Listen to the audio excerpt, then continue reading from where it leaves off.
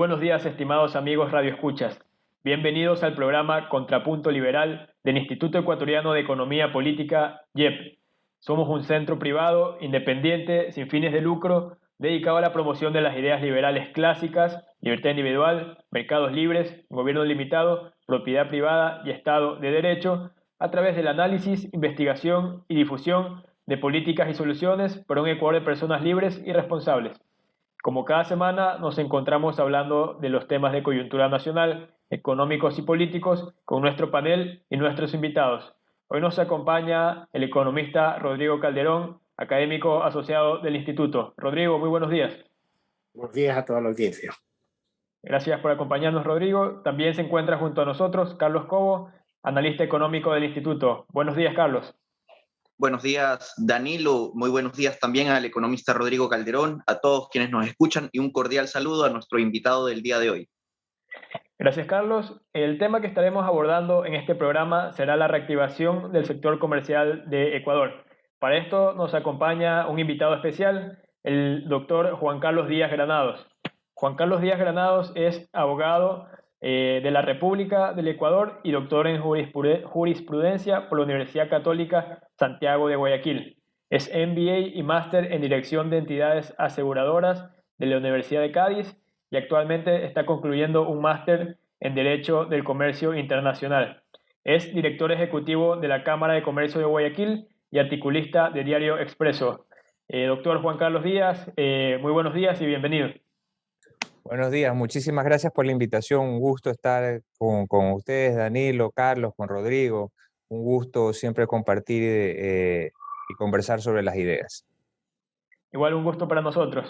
Doctor, según la última previsión macroeconómica del Banco Central del Ecuador, el sector comercial recuperará este año, se recuperará en un 3.7% respecto al año 2020. Sin embargo, si comparamos las proyecciones para este 2021 respecto a la cifra del 2019, vemos que aún no podemos hablar de una recuperación. En este sentido, quisiera comenzar consultándole cómo evalúa el desempeño del sector comercial en estos primeros 6 meses del año y segundo, qué se requiere para que este sector pueda recuperar y superar sus niveles de actividad prepandemia. Sí, bueno, primero hay que ver el vaso medio lleno y esa es un poco la visión de la Cámara de Comercio de Guayaquil. ¿Qué cosas buenas tenemos? Uno, el dólar, que es una moneda con la cual se hace comercio exterior. Los ecuatorianos no tenemos que convertir a ninguna otra moneda, nuestra moneda transaccional, para hacer comercio exterior. Eso es fantástico. Eso también atrae las inversiones, porque cuando una persona invierte en otro país de la región, probablemente como consecuencia de la devaluación, a pesar de que gane dinero en esa inversión, va a recibir menos por la devaluación. El Ecuador no tiene eso ahí. El Ecuador que también tiene un gobierno en este momento que es considerado muy estable en comparación con los demás gobiernos del resto de América Latina. Y ese es un punto también a favor, porque si uno, no sé, pues un inversionista francés y quiere invertir en América Latina, va a tomar en consideración todos estos factores. Estamos en este momento en la firma del convenio CIADI, estamos en proceso de firmar acuerdo con la Alianza del Pacífico, con los Estados Unidos, que es nuestro principal socio comercial, y por lo tanto hay cosas que son importantes para ver el vaso medio lleno. ¿En qué cosas tenemos que trabajar durante un momento como el que estamos viviendo tan especial como es la pandemia? Número uno, la vacunación. La Organización Mundial del Comercio ha dicho que esa es la prioridad para la reactivación económica. Eso no lo pudo lograr el gobierno anterior. El gobierno actual está trabajando fuertemente en eso. Tiene una buena parte de la población vacunada. Eso es un paso súper importante. Pero la pandemia también ha sido una gran igualadora. Todos los países del mundo estamos viviendo en esas circunstancias y el que primero se reactive, y especialmente en la región, va a ser el que va a llevarse todas las posibilidades de reactivación económica y nosotros, además de lo que hemos mencionado, tenemos también una ubicación geográfica extraordinaria para hacer negocios con el mundo entero, con Asia y con Europa. Por lo tanto, hay que trabajar también en otras aristas que van más allá de la vacunación, pero rápidamente. Una, bajar impuestos. Tenemos aranceles que, si bien es cierto no son impuestos, pero son una carga para la competitividad y para el poder adquisitivo de la gente. Tenemos aranceles promedios más altos que el resto de la región. Perú y Chile andan entre el 2 y el 1%, nosotros entre el 9.5%. Es difícil ser competitivos así. Y por otro lado, mayor flexibilidad laboral sin quitarle derechos en las modalidades de contrato vigentes que en el Código de Trabajo, pero agregando nuevas modalidades de contrato de trabajo. Por ejemplo, menciono una: nosotros hemos presentado 40 sugerencias como Cámara de Comercio de Guayaquil. El contrato a prueba durante 180 días. Y de ahí bajar impuestos también. Hay impuestos que se pueden bajar, como el ICE. Veamos, en los vehículos, el 60% se lo llevan los impuestos. Entonces, determinar una política tributaria que ponga al ciudadano como prioridad a uno y no al gobierno. Eso un poco a breves rasgos para poder conversar sobre los temas que tú bien mencionas, Daniel. Bien, sí, me parece que ha tocado algunos puntos importantes y que podemos ir viendo a lo largo del programa. Ahora quiero centrarme en el primero que ha mencionado, el tema de la vacunación, que es esencial para la reactivación del país, la reactivación de la actividad económica. Y en este sentido, han existido propuestas y la intención desde el sector privado de apoyar al gobierno en este proceso. ¿De qué manera se han estos esfuerzos, de qué manera se han efectuado hasta el momento? ¿Y existe alguna propuesta adicional de parte del sector privado para darle la mano al gobierno en este proceso de vacunación? El sector privado siempre ha estado participando.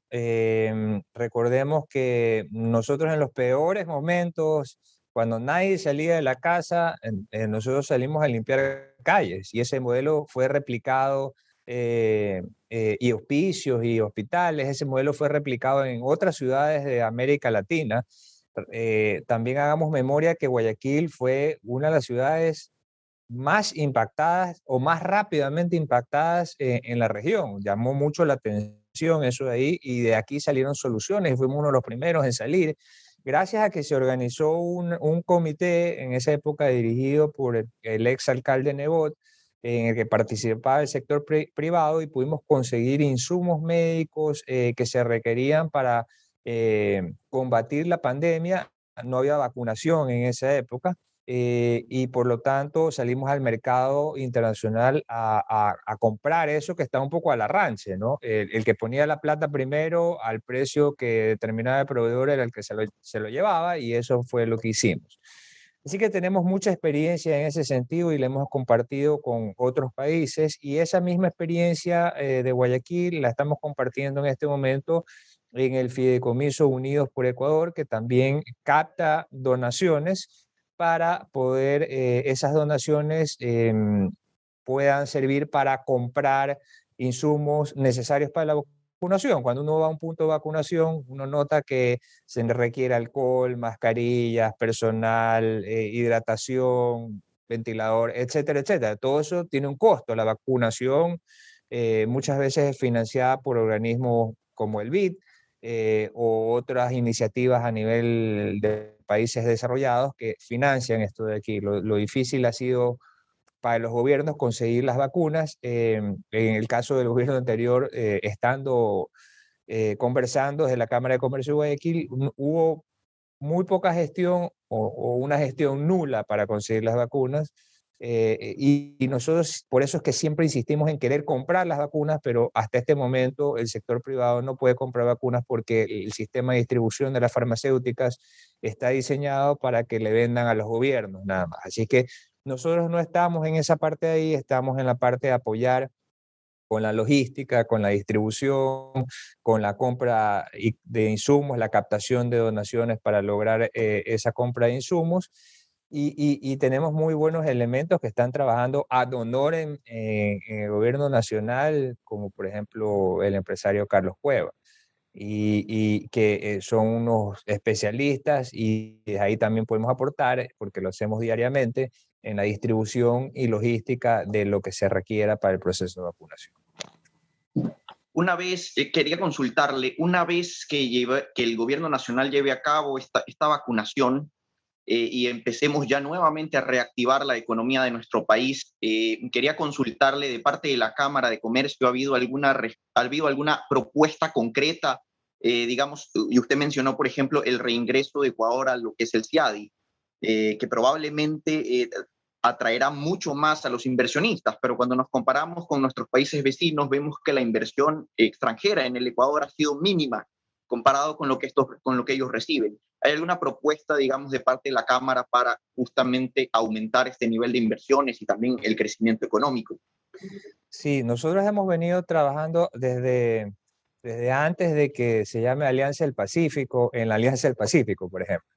Desde la presidencia de Luis Trujillo Bustamante en la Cámara de Comercio de Guayaquil, es decir, hace varias décadas atrás, ya nosotros impulsábamos la Alianza del Pacífico, y esa es la ventaja de ser una institución que cumple 132 años, que tienes un norte bien marcado y ese norte se cumple. Por lo tanto, nosotros estamos impulsando la firma de más acuerdos comerciales, no solamente en la Alianza del Pacífico, sino también que va a permitir además grandes cosas, porque para la reactivación, como tú bien lo mencionas, sino que también eso va a permitir la libre circulación de personas, bienes y capitales en un mercado que va a crecer muchísimo más, porque si uno le pregunta al dueño de la tienda del barrio, bueno, ¿tú a quién prefieres venderle? ¿A la gente del barrio o a millones o decenas o cientos de millones de personas? Te vas a contestar lo segundo. Y eso es lo que tiene que hacer Ecuador, poder salir a vender. Ya tuvimos una gran experiencia con la firma del acuerdo con la Unión Europea. Eso permitió que crecieran las exportaciones, especialmente de las micro, pequeñas y medianas empresas. Ahí es donde ha crecido más. Y la otra ventaja es para nosotros, los ciudadanos comunes, que tenemos ahora en Perchas posibilidades, muchas opciones para escoger, en relación precio-calidad o en relación simplemente de lo que nos gusta a un buen precio. Es decir, con la misma cantidad de dólares en el bolsillo tenemos mayor poder adquisitivo.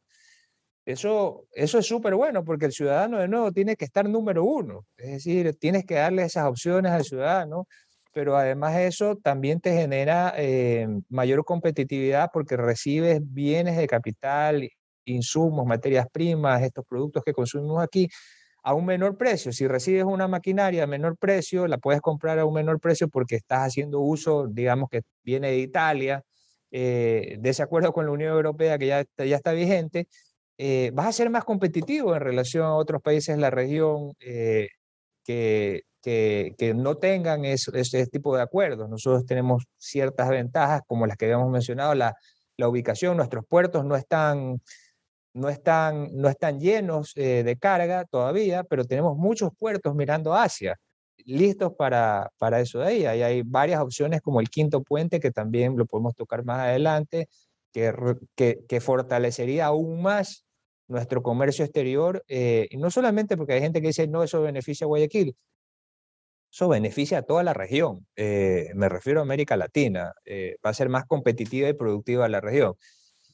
Tenemos estas iniciativas de impulsar los acuerdos de comercio exterior para venderle a bloques comerciales como los que acabamos de mencionar, bajar los impuestos, eso es súper importante también para hacernos competitivos y darle más dinero sin incrementar los ingresos a cada uno de nosotros con el dinero que tenemos en los bolsillos.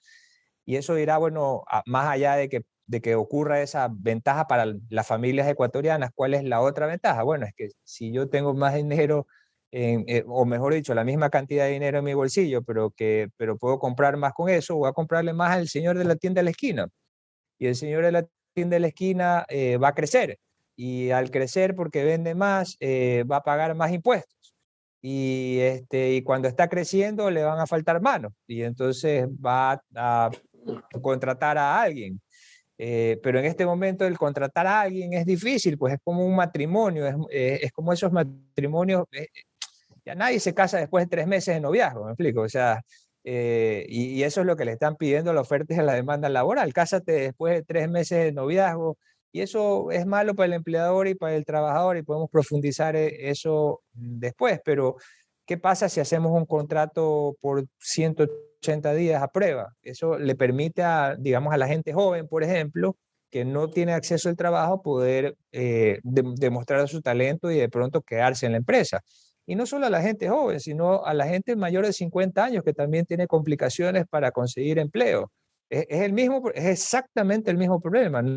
Es difícil encontrar una modalidad de contrato de trabajo. ¿Qué pasa si le quitamos el 35% de recargo en el contrato eventual que le pusieron en el gobierno del innombrable? Por el mismo trabajo y el mismo esfuerzo. Es decir, regresamos a lo anterior. ¿Qué pasa si le hacemos caso a la Organización Internacional de Trabajo y podemos contratar por horas? Y que es una modalidad de contrato de trabajo, sin eliminar derechos de los trabajadores que tienen alguna modalidad vigente en el Código de Trabajo, manteniendo esos derechos. Estamos hablando de todos esos 5 millones de ecuatorianos que no tienen oportunidad ahorita para un empleo adecuado. De eso es lo que estamos hablando, darle una oportunidad a la gente. A mí me parece francamente muy egoísta que alguien no quiera generar esas oportunidades. Esas son las cosas en las que tenemos que trabajar y que poner sobre la mesa. Está el arbitraje, si hay, eso atrae inversiones. Eso, si tú eres francés, y quieres invertir en Ecuador, y ves que en el Doing Business y en todos los demás informes comparativos se muestra el Ecuador como un sistema judicial corrupto, porque así es como aparece, hay que decir las cosas como son. Entonces tú puedes tener en una relación comercial como cualquier tipo de relación humana un conflicto, pero tú quieres superar eso de ahí y seguir invirtiendo. Bueno, en el país, en base a un acuerdo de protección de inversiones. Entonces tú dices, a mí me parecería como francés, tal vez inteligente, que cualquier conflicto se pueda resolver con el método, o no con el método, sino a través del convenio de arbitraje internacional con el CIADI, y las partes se someten a eso, y eso eh, estaría muy bueno, porque eso le da seguridad a la gente. Entonces, si alguien viene y quiere invertir 100 millones de dólares, ve esos estudios que dicen que la justicia ecuatoriana tiene oportunidad de mejora y que mejor haga arbitraje internacional. Entonces, démosle esa opción a los inversionistas, porque si viene alguien y pone 100 millones o $1, va a crear un empleo adecuado, aunque sea, que no tenemos. Bien, de acuerdo. Rodrigo, quisiera Sí, Sí, adelante, por pero yo favor. pienso que lo que dice Juan Carlos de la importancia esta de bajar los aranceles, no, es realmente, eso es urgente, ¿no? Y es una forma en que se pueden beneficiar los ecuatorianos en general de manera inmediata. Pero asimismo, como estos beneficios del comercio internacional se los puede obtener bajando unilateralmente los aranceles, sí es importante llegar a los acuerdos comerciales, porque estamos en un país donde es frecuente que venga un nuevo gobernante y quiera refundar el país, ¿no? Y habiendo acuerdos internacionales, es más difícil que hayan cambios en las reglas del comercio internacional. Entonces, por eso, si bien sabemos que podemos beneficiarnos bajando los aranceles de manera unilateral, es importante, ¿no?, el que existan acuerdos comerciales como el que se quiere conseguir ahora en la Alianza del Pacífico y con el que se ha comenzado a negociar con los Estados Unidos. Y respecto al posible acuerdo con los Estados Unidos, hay que comentar que hace unos días un funcionario del gobierno actual dijo que no estaban dadas las condiciones para que exista un acuerdo rápido con los Estados Unidos, porque el gobierno del demócrata Biden no le interesa mucho el acuerdo, no le interesan mucho los acuerdos comerciales, pero sobre eso hay que más bien observar que la visión podría ser contraria, porque Ecuador no representa, pues, no representa mayor importancia para los Estados Unidos. El que tenga un acuerdo comercial, pues para Estados Unidos no le va ni le viene, pero es muy posible que el gobierno de Biden apoye un rápido acuerdo con el Ecuador, ¿no? Y la razón es por esta lucha geopolítica con China, ¿no? Y es muy posible que haya una buena disposición de Biden y sus funcionarios para poder llegar a un acuerdo rápido. Por otra parte, esta misma buena disposición del gobierno de Biden, ¿no? Podría también ayudar para que Ecuador tenga más apoyo de los organismos multilaterales, pero bueno, ese es otro tema, ¿no? También debería decir que cuando decía Juan Carlos que es importante bajar los aranceles, bajar el ICE, ¿no? Y también eliminar el impuesto a la salida de divisas, ¿no? Porque eso encarece las importaciones y obstaculiza la llegada de capitales, ¿no? Ahora, pero para eliminar esos impuestos, es decir, eliminar el impuesto a la salida de divisas, bajar el ICE, bajar los aranceles, no hay que simultáneamente bajar el gasto. Pero ¿qué sucede? En este gobierno estamos viendo que hay mucha preocupación todavía por el déficit, pero no hacen suficiente énfasis que el problema no está en el déficit, el problema está en el gasto excesivo, ¿no? Y además que la principal preocupación de las autoridades debería ser estimular el crecimiento económico, no el déficit. Entonces, esa es por ahora, ¿qué opinas sobre esto, Juan Carlos? Completamente de acuerdo. Ahí hay una oportunidad de mejora porque el desafío realmente viene por el lado del gobierno. ¿Qué es lo que hemos visto los ecuatorianos en los últimos tiempos? Miles de millones de dólares en refinerías invisibles, ¿no? En Manabí.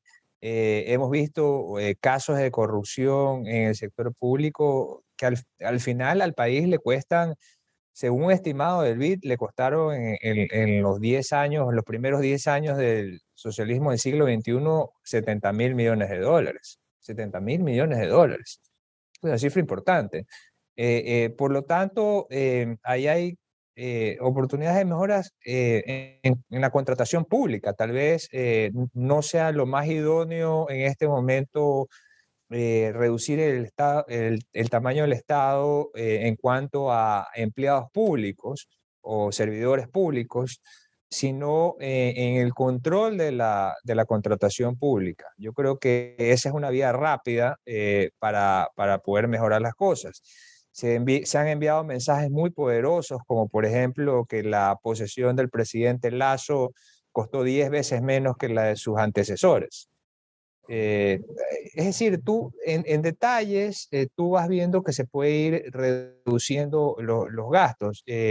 Y tal vez por ese lado sea importante mencionar que el tamaño del Estado ecuatoriano es muy grande en relación a su Producto Interno Bruto.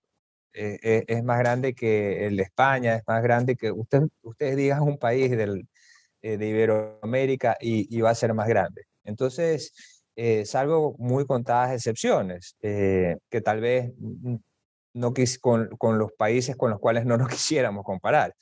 Pero tenemos que tener un control en las contrataciones públicas, tenemos que trabajar también, como dice Rodrigo, en la seguridad jurídica, porque solo de esa manera, cuando nosotros podamos decirle a un inversionista, mira, nosotros tenemos un acuerdo firmado bilateral con un país o con un bloque comercial y tenemos además un acuerdo de protección de inversiones en las que las reglas son que vamos a hacer un trato justo y equitativo que no ha venido ocurriendo, vamos a darte arbitrajes internacionales, no van a haber expropiaciones o confiscaciones, o si existieran, estos son los caminos de salida. Es decir, cosas que han venido pasando en el Ecuador que te sacan de la competencia.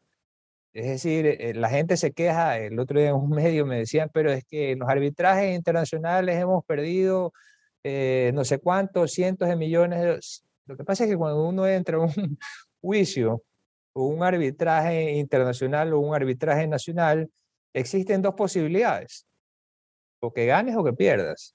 Y las dos partes tienen los mismos derechos cuando hay debido proceso, en los cuales uno como abogado eh, presenta el caso, lo argumenta y presenta las pruebas de descargo también. Entonces, o convences al juez o convences al tribunal de árbitros respectivamente, según sea el caso, pero es decir, ocurrido aquí cosas tan extrañas y como el caso de la Oxy, que al final del día lo que hicieron fue que se quedaron con las instalaciones de la Oxy y el mentalizador, eso está en la cárcel en este momento. Y eso causó ese laudo en contra del país que al final lo estamos pagando todos nosotros, porque no es un dinero etéreo, pues es un dinero que viene de nuestros impuestos, de nuestro trabajo. Por lo tanto, es lo que dice Rodrigo, tenemos que trabajar en esa seguridad jurídica que ofrecen los acuerdos de protección de inversiones y los acuerdos de integración, porque las reglas quedan claras, como dice Rodrigo, eso ha sido el caso del Perú. Y además eso te genera inversiones como han ocurrido nuevas de los mismos ecuatorianos, como ha ocurrido con el caso de la Unión Europea, que estamos exportando más a través de micro, pequeñas y medianas empresas que antes no exportaban a ese mercado. Y la oferta de nosotros de productos premium, que son muy bien considerados en Ecuador, en el mundo entero, como los camarones, las flores, el café, el cacao, todo lo que ya conocemos, el banano, se han podido posicionar mejor porque somos más competitivos. Y por el otro lado, por ejemplo, el caso de Perú, que las reglas a través de estos acuerdos han quedado mucho más claras porque te dicen lo que puedes hacer y lo que no puedes hacer. Han habido nuevas inversiones en pitahaya, por ejemplo, en Perú. Eso Perú no exportaba antes y ahora lo exporta como consecuencia y se ha hecho un competidor importante como consecuencia justamente de estos acuerdos. Bien, Algo quería mencionar, Daniel, si me permites, perdón, algo que quería mencionar bastante importante que mencionaba usted hace un momento sobre el tema de los arbitrajes, porque de hecho se está hablando mucho que Ecuador siempre perdía sus demandas en los arbitrajes internacionales, pero cabe aclararle a quienes nos escuchan que Ecuador no perdía porque el arbitraje internacional esté en contra de nosotros y ellos quisieran que el Ecuador pierda. Perdíamos porque el Estado ecuatoriano no cumplía los contratos, no cumplía sus compromisos con empresas privadas, con empresas internacionales, con empresas nacionales. Esa es la razón por la cual pues, perdíamos en este tipo de arbitrajes. O sea, eso debe quedar claro porque la gente cree que estos arbitrajes son malos porque perdemos. Sí, pero perdíamos porque el Estado no cumplía los compromisos. Esta parte nada más quería aclararla, justamente porque esto causa mucha confusión en la gente y también en los medios de comunicación. Ahora, doctor, usted ya mencionó el tema del mercado laboral y según las cifras mensuales que ha venido publicando el INEC, vemos que ha habido un deterioro de la tasa de empleo adecuado, en tanto han aumentado el desempleo y el subempleo. Y usted mencionaba que desde la Cámara de Comercio de Guayaquil han impulsado o han propuesto reformas al Código de Trabajo. Ahora, desde el entorno del gobierno se habla de que se impulsará una ley de oportunidades laborales que no modificará o no reformará este código de trabajo, sino que más bien creará un código paralelo o una legislación paralela. Quisiera consultarle su opinión sobre lo que hasta el momento sabemos de estas intenciones, si le parece adecuado y qué considera necesario o imprescindible que contengan estas reformas laborales para impulsar el empleo en el país. Sí, es importante lo que tú mencionas, Danilo. Antes de la pandemia, 6 de cada 10 ecuatorianos no tenían un empleo adecuado. Después de la pandemia, 7 de cada 10 ecuatorianos no tienen un empleo adecuado. Y lo que debemos propender es a que el ciudadano tenga un empleo adecuado. Primero, porque es fundamental para su familia que tenga los recursos para poder mantenerse y de una manera sostenible en el tiempo. Y segundo, para la economía, para de nuevo, para que esa persona que tiene un nuevo empleo adecuado pueda consumir en la tienda de la esquina y ocurra ese círculo virtuoso que ya mencionamos de consumo y de pago de impuestos y de contrataciones adicionales. Es decir, todo va concatenado. Por lo tanto, si nosotros hemos hecho este ejercicio desde la Cámara de Comercio de Guayaquil de conversar con sindicalistas sobre este tema, ¿y a qué me refiero? Crear nuevas modalidades de contrato de trabajo sin tocar las actuales. Eso es importantísimo que dejarlo claro, ¿no? No se quieren eliminar derechos ni borrar modalidades, nada de eso ahí. Crear nuevas modalidades de contrato de trabajo. Y la mayoría de sindicalistas, yo te diría dos o uno por ahí, te van a decir que no están interesados, pero ya solamente por una razón dogmática. Pero los demás están de acuerdo en crear estas nuevas modalidades de contrato de trabajo porque comprenden que de esa manera se van a unir la oferta y la demanda laboral, que en este momento no se pueden unir. No se pueden unir además formalmente. Tú ves de nuevo el ejemplo del señor dueño de la tienda de barrio. Si necesita trabajar más horas, va a poner a alguien de su confianza familiar, pero no va a contratar a alguien que no conoce a través de una modalidad de empleo adecuada. ¿Por qué? Porque es un matrimonio que perjudica al final a las partes, porque cuando tú ves a una persona, a veces tú ves en negocio a una persona ahí que no está haciendo nada realmente y está esperando la indemnización.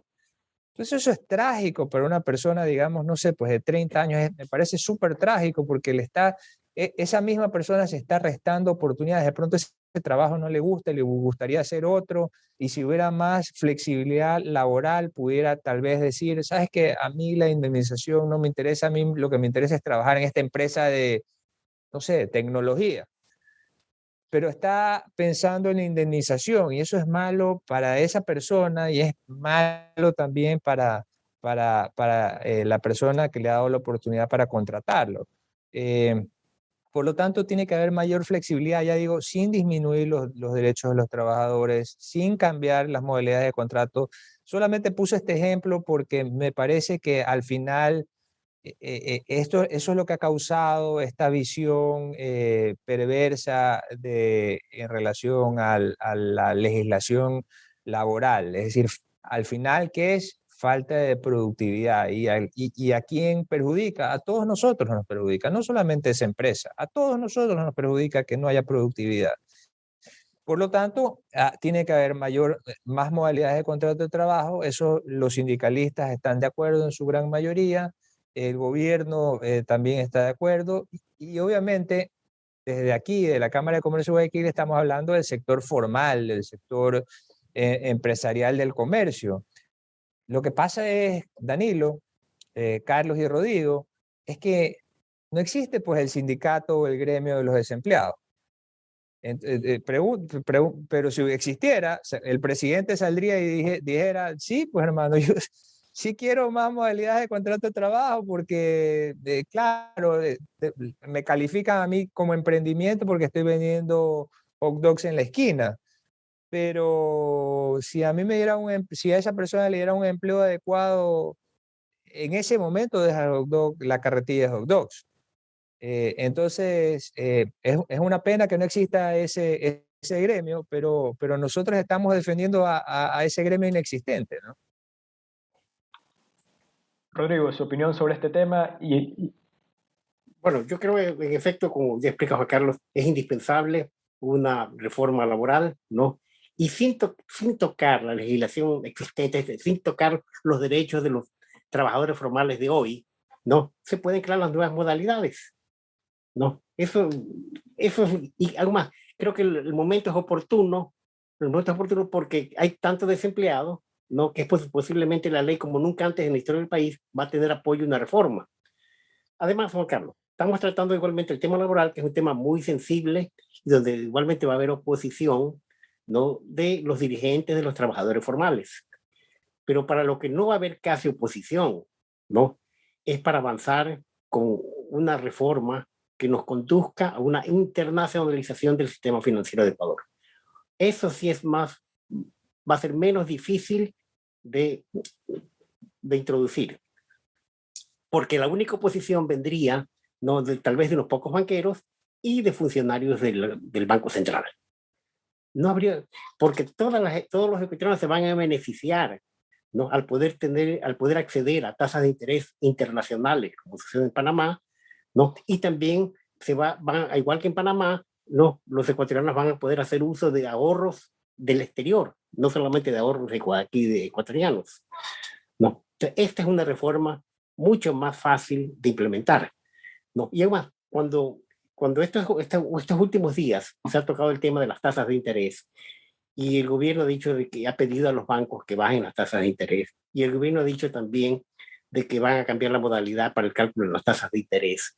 No, las tasas de interés van a bajar cuando aumente la oferta, ¿no?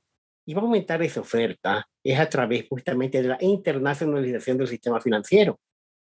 Entonces, y esta es una, insisto, pero en este momento no se habla. Y veamos que en la campaña electoral, en la última, no, todos los candidatos hablaron de la necesidad de internacionalizar el sistema financiero.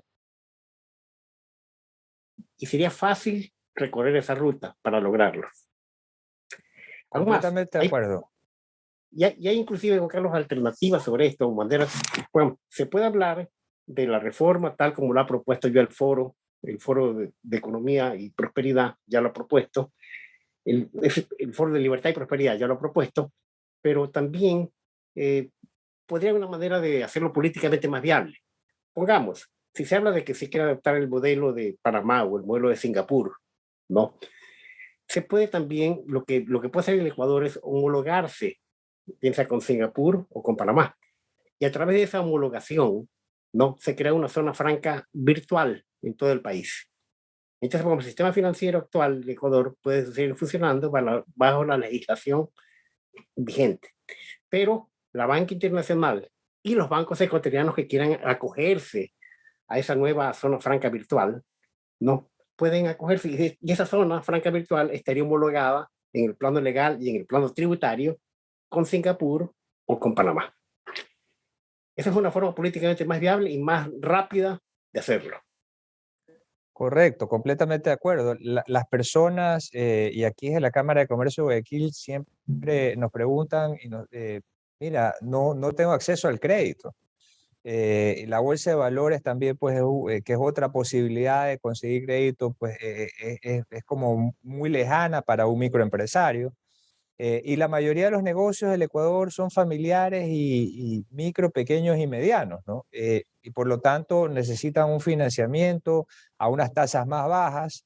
Y lo que tú dices, Rodrigo, es fundamental porque al haber más oferta, seguramente van a bajar las tasas, con la ventaja de que el Ecuador, al igual que Panamá, tiene el dólar como moneda. Entonces, más allá de traer la inversión, que es lo que hemos estado conversando en este espacio, también eso significaría para los bancos cierta fortaleza, ¿no? De poder contar con una moneda fuerte como la que tenemos en el Ecuador, que es el dólar, y de esa manera operar mejor desde aquí para el resto de la región, más lo que tú mencionas, lo cual sería una cosa espectacular.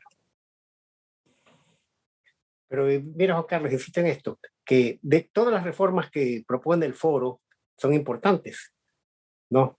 Tal vez la más importante de las 5 reformas no sea la comercial. ¿Por qué la comercial? Porque la comercial es la que puede ayudar a que se precipiten o a que se den las otras reformas, ¿no? Pero, pero sí mismo, pero la reforma más fácil de implementar o menos difícil de implementar es la financiera, porque casi no tendría oposición. Correcto. O sea, en eso estamos absolutamente de acuerdo. Las personas necesitamos financiamiento, necesitamos un financiamiento más económico. Además, lo que tú mencionas de que los capitales no necesariamente van a ser capitales ecuatorianos, sino que va a ser una forma de atraer capitales a través de nuevos bancos. Lo que pasa es que los bancos fueron un poco ahuyentados del Ecuador. Recordemos que antes habían más bancos internacionales, Claro. los gobiernos sucesivamente se encargaron de ahuyentarlos.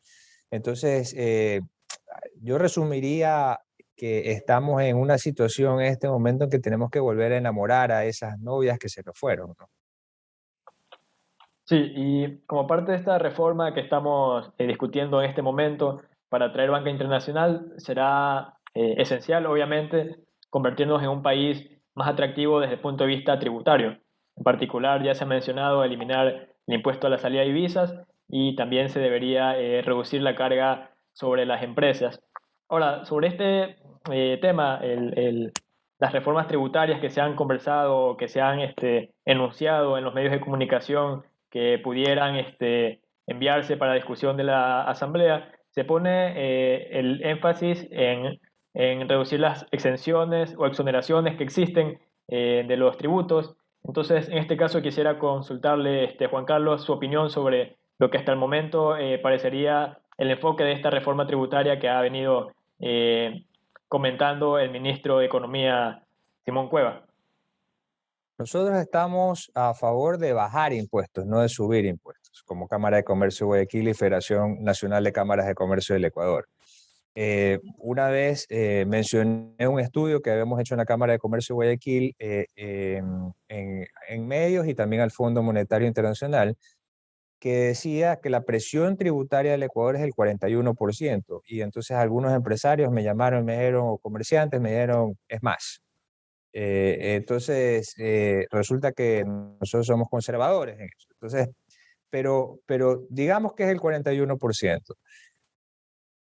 Eso abarca, metemos ahí también aranceles de los que hemos hablado, que son muy altos y que nos restan competitividad y poder adquisitivo.